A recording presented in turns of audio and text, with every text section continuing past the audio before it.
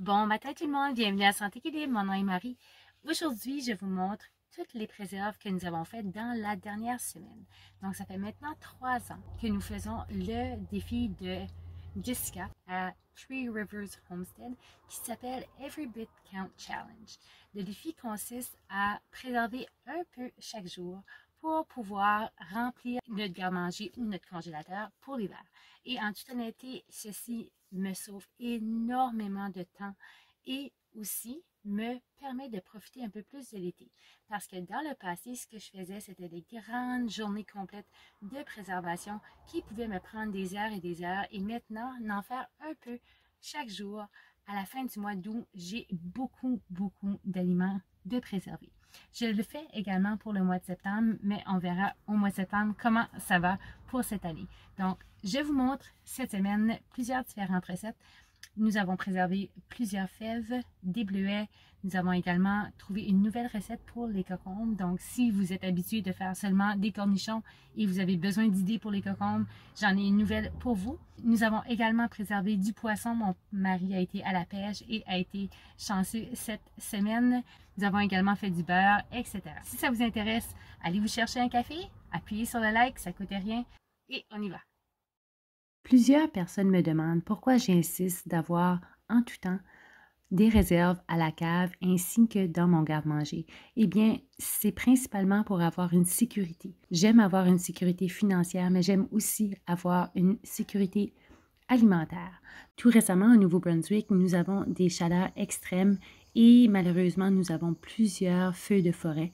Et avoir de la nourriture à la cave me sécurise, m'assure que je peux prendre soin de ma famille et de mes proches. Donc, chaque matin du défi, je vais me rendre au jardin et voir ce que je peux préserver pour la journée. Cette semaine, les piments ainsi que les cocombes et les fèves étaient en abondance. Si vous êtes chanceux comme moi, vous avez plusieurs cocombes dans votre jardin. Malheureusement, à l'exception des cornichons, je n'utilise pas beaucoup de cocombes dans mes recettes et je trouve très difficile de préserver les cocombes autrement, même qu'au congélateur, ce n'est pas l'idéal. Donc, ça fait plusieurs années que je cherche une recette pour utiliser mes cocombes dans l'hiver et j'ai trouvé la recette cette semaine. J'ai trouvé une recette de limonade qui peut être placée en conserve. La recette que j'ai trouvée est une recette pour le melon d'eau.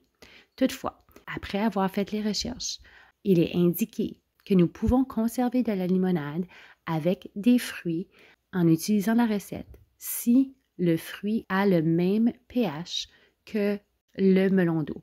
Et en regardant, le pH du concombre est de 5,1 à 5,6, qui est l'équivalent du melon d'eau. Donc, je vais faire la recette et je vais le mettre en conserve. Si vous voulez faire la recette et vous n'êtes pas confortable de le placer en conserve, vous pouvez tout simplement le placer au congélateur. Ça sera parfait également. Vous allez avoir besoin de 6 tasses de concombre en jus. J'ai choisi d'ajouter un peu de menthe aux pommes pour donner un peu de goût. Vous allez ajouter 4 tasses de jus de citron ainsi que 6 tasses de sucre. Vous allez faire chauffer et vous allez monter le liquide à 190 degrés Fahrenheit. Par la suite, vous pourrez le placer en pot. Après l'avoir placé en conserve, je l'ai fait bouillir pendant 20 minutes pour qu'il soit stable sur mes étagères. Toutefois, si vous souhaitez le placer en petits cubes, vous pouvez le placer au congélateur. Lorsque vous allez utiliser votre liquide, ceci est un concentré, donc vous allez utiliser 1/4 du liquide pour 3/4 d'eau. Cette recette est délicieuse, j'en prends chaque matin en me levant depuis que je l'ai faite. Mon prochain projet est de préserver de la garniture pour tarte. Donc, nous avons été au bleuet en famille et nous avons ramassé plusieurs bleuets. Dans un chaudron, vous allez placer 9 tasses et demie d'eau, ainsi que 4 tasses et demie de sucre et finalement 2 tasses de fécule de marrante ou arrowroot powder.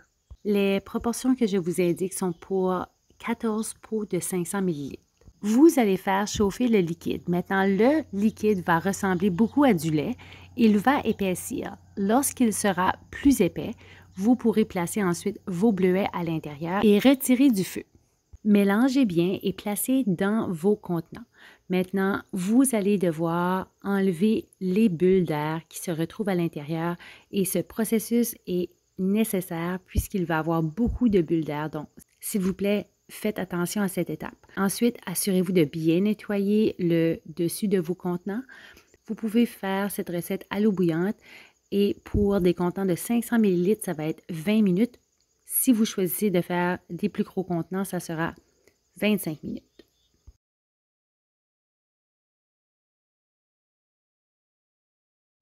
Troisième projet, un projet super simple. Donc, j'avais plusieurs légumes au jardin, mais pas suffisamment de légumes pour faire, exemple, une préserve de seulement des carottes.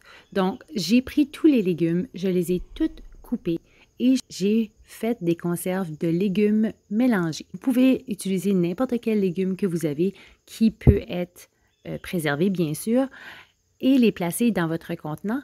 Vous allez faire de la pression pour cette recette et vous allez choisir le légume qui a le plus de temps de cuisson.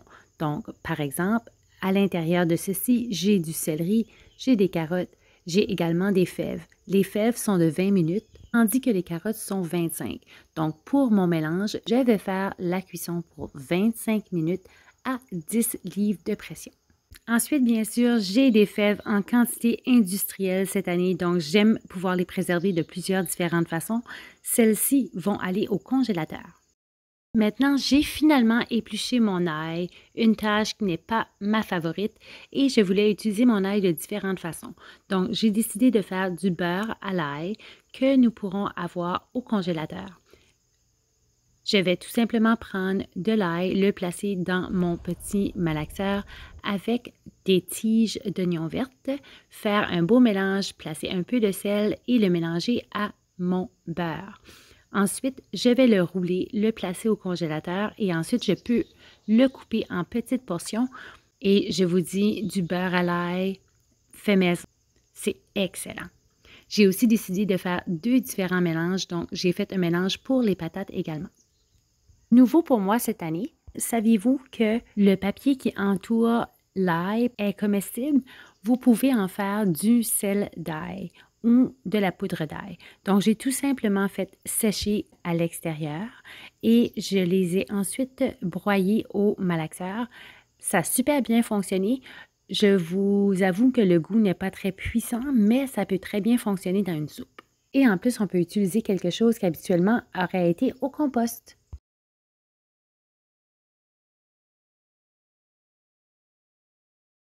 Bon, dernier projet pour cette semaine, j'ai décidé de placer en conserve mes pois chiches ainsi que des demi-pois. On m'a déjà demandé pourquoi je plaçais en conserve les pois ainsi que les pois chiches et c'est tout simplement pour la commodité. Donc, j'aime manger du hummus, j'aime avoir les pois dans mes soupes, mais je pense rarement à les placer dans l'eau la journée précédente. Donc, la plupart du temps, je ne le place pas dans mes soupes. Donc, c'est pour cette raison que j'aime l'avoir en conserve. Un projet super simple, vous allez simplement la veille placer dans l'eau. Le lendemain, vous allez bien rincer et placer dans vos contenants. Vous allez ajouter de l'eau fermée et à la pression. Pour des contenants de 500 ml, vous allez utiliser la pression de 10 livres pour 75 minutes.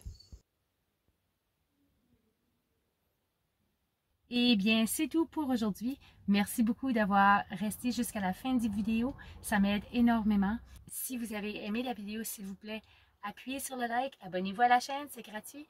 Et on se voit dimanche prochain pour une autre semaine de recettes. D'ici là, mercredi, je vous fais une vidéo de jardinage ou un autre sujet. Donc, passez une très belle semaine et on se voit plus tard. Salut!